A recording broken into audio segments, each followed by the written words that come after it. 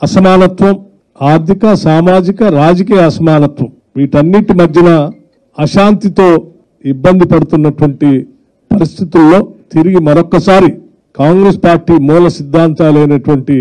అహింస, non violence, సత్యం, truth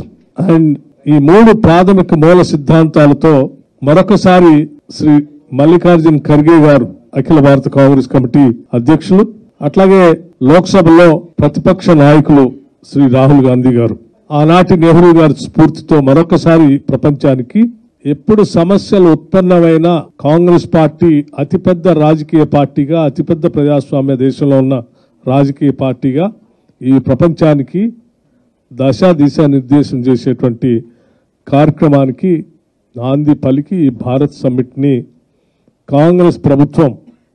Telangana రాష్ట్ర ప్రభుత్వం కాంగ్రెస్ మూల సిద్ధాంతాలని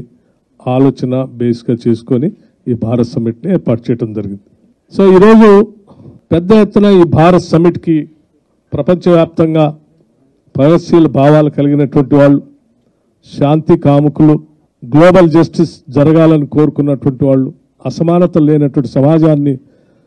నిర్మించాలనుకున్నటువంటి వాళ్ళు పెద్ద ఎత్తున ఈ భారత్ సమ్మిట్లో పాల్గొనడానికి ఇక్కడికి వచ్చారు.